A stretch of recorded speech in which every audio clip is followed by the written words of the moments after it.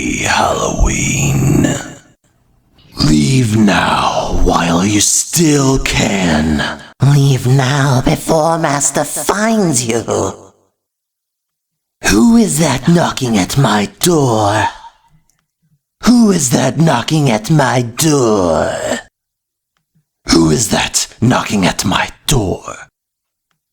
Be gone with you.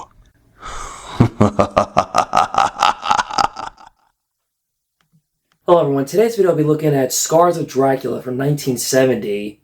This one was a little bit better than expected.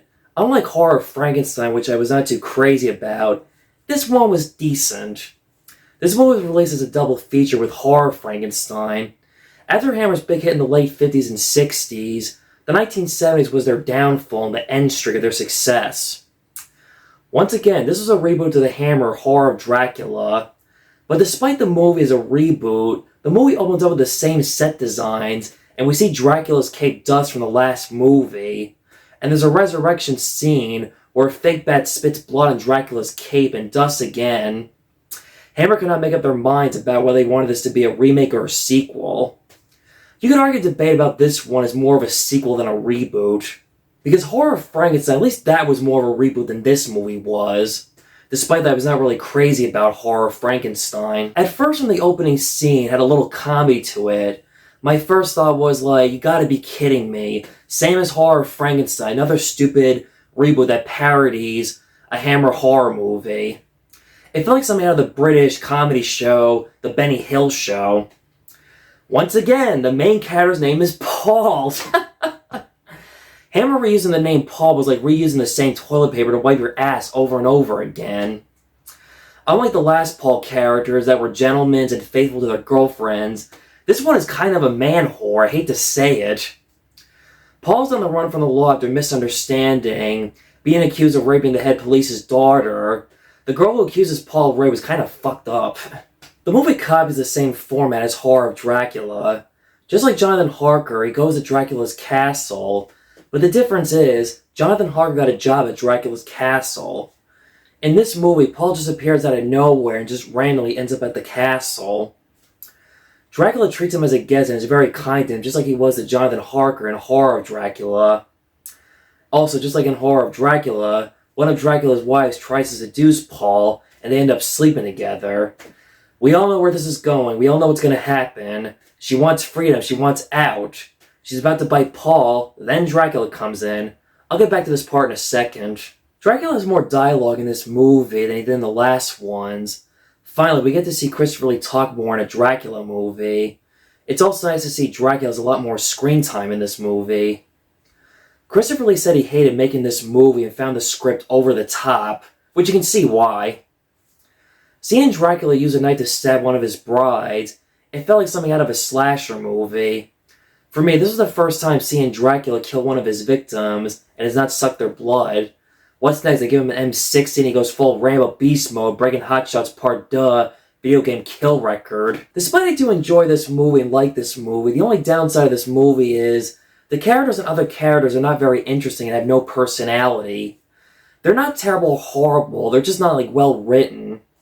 Sarah and Paul's brother Simon are like so cliche. Sarah loved Paul despite that he was a troublemaker. It seemed like Simon was a better love interest for her than Paul.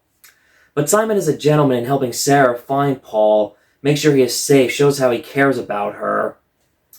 Jenny Hanley shows a lot of cleavage in this movie. Then again, it also has brief nudity in this movie. It also occurred to me in the last movie the female character lead was named Alice. This time she does not end up with Paul. When Simon finds his dead brother's body, it was stupid of him to not kill Dracula when he had the chance. Despite what I said before about the characters, there are some exceptions. The priest played by Michael Gwen from The Revenge of Frankenstein was alright. He's basically the Van Helsing in this movie. I felt bad when he got his face ruined by a bat and kills him. I read they wanted Peter Cushing to come back as Van Helsing for this movie, but he was not available around this time. The bartender guy was a mean jerk and a dick and a coward. At the same time, you understand why he tries to avoid getting involved because he lost his wife and daughter to Dracula a few years prior. Patrick Thorne, who played Clove, was okay, again. As cliche as his character was, you felt bad for him how Dracula possessed and controlled him. All he wanted was someone to love him. He's like the Renfield of this movie. Despite the bad things he does, there is some good in him. Clove does care about Alice. I also wondered, did they name this character Clove from Dracula Prince of Darkness? I felt bad when Dracula burns and tortures him with a sword. It shows how Dracula is such a dick in this movie, the way he treats Clove. He makes Bela Lugosi's Dracula less evil and an asshole. Lee's a lot more ruthless as Dracula than Lugosi. You all might recognize Patrick Thorne as the priest from The Omen, which came out 6 years later after this movie. Dracula's death scene is crazy and random. He gets struck by lightning, dies from fire, falling down from the castle. Well, YOLO for you. Dracula's on fire goes on for a minute. Some shots are Christopher Lee, a stuntman, and a fake dummy. For a reboot, they didn't copy the same ending from Horror of Dracula. It will come as a shock when I say this. This Hammer Dracula movie is the most gore of them all. It's an enjoyable film, but it's a very cliche movie. It doesn't do much different that we have already not seen done before in these Hammer Dracula movies. It basically copies Horror of Dracula trying too hard. These characters are flat, not memorable, but at the same time, it does have some nice gothic fog visuals. It shows how Hammer was trying too hard to appeal to modern audiences and could not match their same style of success from the early films in the early years. And sadly, this was Hammer's success streak was coming to an end. It's not the worst one, it's slightly better than Horror of Frankenstein, but at the same time, it's no masterpiece. That wraps up today's video of Scars of Dracula. Tomorrow, Dracula vs. Hippies, Dracula AD 1972. See you tomorrow.